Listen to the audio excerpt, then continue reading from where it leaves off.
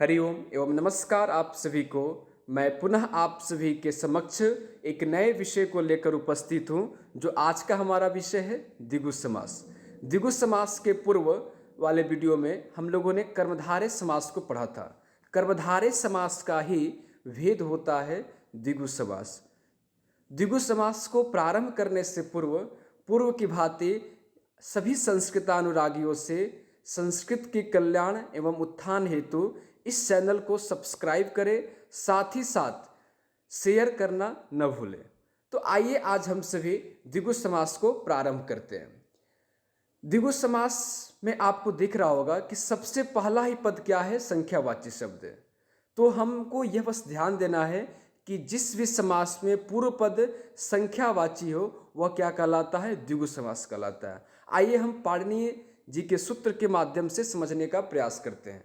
सबसे पहला जो सूत्र है वह क्या है, संख्या पूर्वो द्विगुः, अर्थात जिस समास में संख्या शब्द पूर्व हो वह क्या कहलाता है, वह द्विगु समास कहलाता है। अब यहाँ पर देखेंगे पाणिनीय सूत्र के अनुसार कर्मधारय समास का, यानी मैंने पहले ही बताया कि यह जो समास है यह कर्मधारय समास का ही भेद है। तो यह कर्मधारय समास का यदि पूर्व पद क्या हो, संख्यावाची हो, तथा उत्तर पद यदि संज्ञावाचक शब्द हो तो वह द्विगु समास कहलाता है। आइए आगे हम सभी इसके कुछ नियमों को देखते हैं और नियमों को समझने का प्रयास करते हैं। जैसा कि आपको स्क्रीन पर दिख रहा होगा, यह समास प्रायः समूह अर्थ में होता है।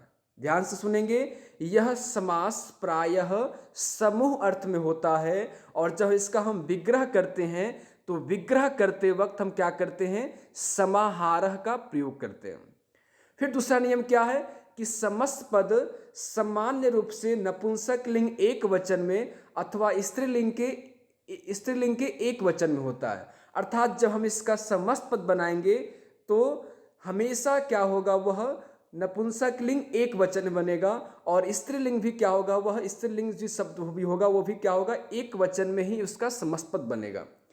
तीसरा नियम क्या है, तीसरा नियम यह है कि इस विग्रह में षष्ठी विभक्ति का प्रयोग किया जाता है। अर्थात इस समास के जब विग्रह करेंगे तो विग्रह करते वक्त प्रायः हम क्या करते हैं, षष्ठी विभक्ति बहुवचन का प्रयोग करते हैं।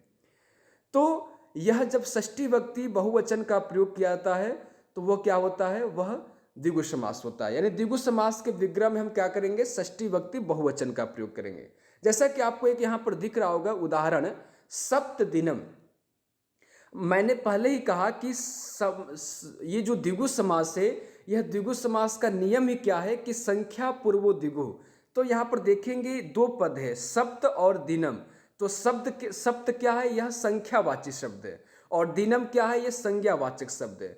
तो जहां कहीं भी समास में पूर्व पद संख्यावाची हो वह क्या कहलाता है, वह द्विगु समास कहलाता है। तो आप देख रहे हैं कि सप्त क्या है, यह संख्या है और दिनम क्या है, ये संज्ञावाचक शब्द है। आइए कुछ उदाहरण को देखते हैं और उदाहरण के हिसाब से हम समझने का प्रयास करेंगे। जैसा आपको एक उदाहरण दिख रहा होगा, सप्त दिनम। अब हम विग्रह करेंगे तो हम लोगों ने नियम में देखा कि विग्रह करते वक्त हम क्या करेंगे, पूर्व पद को भी और उत्तर पद के भी क्या करेंगे, उसमें हम षष्ठी विभक्ति का प्रयोग करेंगे। तो देखेंगे आप यहाँ पर सप्तानाम दिनानाम समाहारः लिखा गया। सप्त क्या है, सप्त पूर्व पद है, दिन क्या है, उत्तर पद है। सप्त क्या है, संख्यावाची है, दिन क्या है, दिन जो है वह संज्ञावाची शब्द है। तो सप्त में जब हम षष्ठी बहुवचन करेंगे तो षष्ठी एक वचन क्या होता है, सप्तस्य होगा और षष्ठी बहुवचन क्या हो जाएगा, सप्तानाम। वैसे दिन में जब हम षष्ठी बहुवचन करेंगे तो क्या होगा, दीनानाम हो जाएगा। तो जब हम इसको विग्रह करेंगे तो क्या हो जाएगा, सप्तानाम दीनानाम। और इसके जब हम विग्रह करेंगे तो विग्रह ये समूह अर्थ में होता है, तो इसलिए क्या होगा, इसमें समाहारः शब्द जोड़ा जाएगा।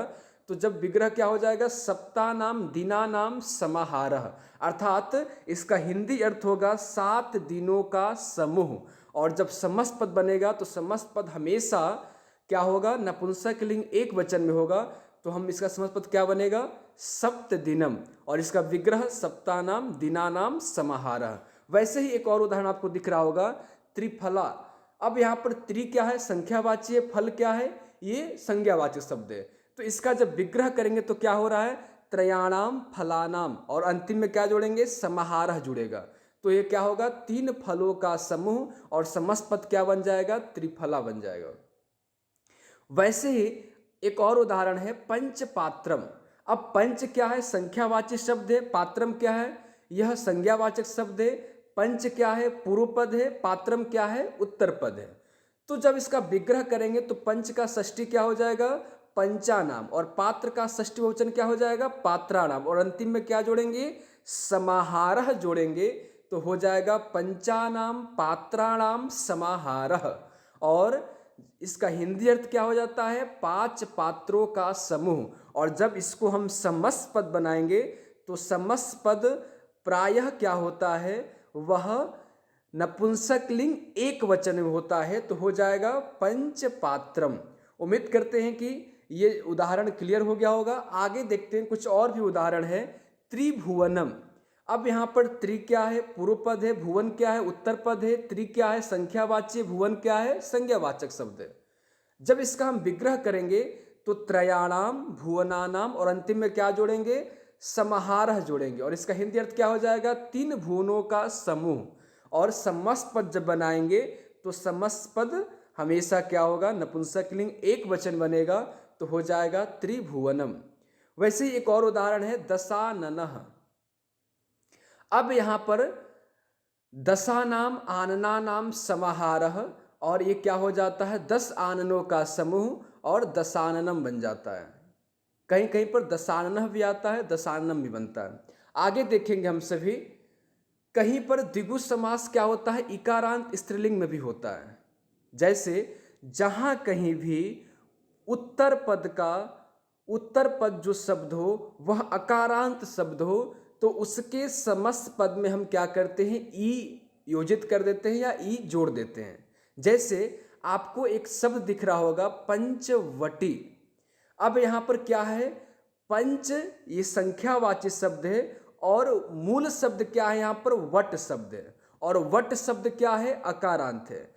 तो जब हम समस्त पद बनाएंगे तो क्या हो जाएगा, अकारांत जो वट शब्द है उत्तर पद का, उसमें ई जोड़ेंगे तो क्या हो जाएगा, पंचवटी हो जाएगा। और इसका विग्रह क्या हो जाएगा, पंचानाम, और वट का षष्ठी क्या होता है, वटानाम समाहारः। और समस्त पद क्योंकि यह अकारांत है तो इसलिए इसमें ई जुड़ जाएगा, तो क्या हो जाएगा, पंचवटी हो जाएगा। वैसे ही दूसरा उदाहरण देखेंगे अष्टाध्यायी। अब जैसे ये उदाहरण आए तो हमें क्या करना चाहिए, हमें पूर्व पद और उत्तर पद को छांटना चाहिए। तो पूर्व पद क्या है, अष्ट है, और उत्तर पद क्या है, अध्यायी शब्द है। अध्यायी शब्द नहीं होता, मूल शब्द क्या होता है, अध्याय होता है। जैसे प्रथमोध्याय, द्वितीयोध्याय, तो प्रथम अध्याय, द्वितीय अध्याय क्या है, अध्याय शब्द है। अब यहाँ पर अध्याय क्या है, अध्याय अकारांत शब्द है। जैसे अध्याय शब्द है अकारांत, तो जब हम इसका विग्रह करेंगे तो क्या हो जाएगा, अष्टानाम, अष्ट का षष्ठी बहुवचन क्या हो जाएगा, अष्टानाम, और अध्याय का षष्ठी क्या हो जाएगा, अध्यायानाम, और अंतिम में क्या जोड़ेंगे, समाहारः। तो जब हम समस्त पद बनाएंगे तो क्योंकि यह अकारांत उत्तर पद में आ रहा है तो इसलिए समस्त पद में क्या हो जाएगा, ई जुड़ जाएगा, तो अष्टाध्यायम नहीं बनेगा, क्या हो जाएगा, अष्टाध्यायी बन जाएगा। क्लियर हो गया। एक और उदाहरण देखते हैं तो इससे और क्लियर हो जाएगा। जैसे सब आपको दिख रहा उदाहरण त्रिलोकी, इसमें देखेंगे पूर्व शब्द क्या है, संख्यावाची त्रि शब्द है, और उत्तर पद क्या है, लोक शब्द, मूल शब्द क्या है, लोक। अब लोक जो मूल शब्द है और विग्रह करेंगे तो क्या हो जाएगा, त्रि का षष्ठी बहुवचन त्रयाणाम, और लोक में षष्ठी तो लोकानाम, और अंतिम में क्या जोड़ेंगे, समाहारः। और जब हम इसको समस्त पद बनाएंगे तो क्योंकि उत्तर पद क्या आ रहा है, अकारांत शब्द आ रहा है, तो इसलिए क्या हो जाएगा, इसमें ई जुड़ जाएगा, तो इसका समस्त पद बनेगा त्रयाणाम लोकानाम समाहारः, और समस्त पद बन जाएगा त्रिलोकी। विग्रह क्या हो जाएगा, त्रयाणाम लोकानाम समाहारः, और समस्त पद क्या हो जाएगा, त्रिलोकी। उम्मीद करते समझ में आ गया होगा। अब इसी समास से संबंधित कुछ आपके सामने उदाहरण दिए गए हैं।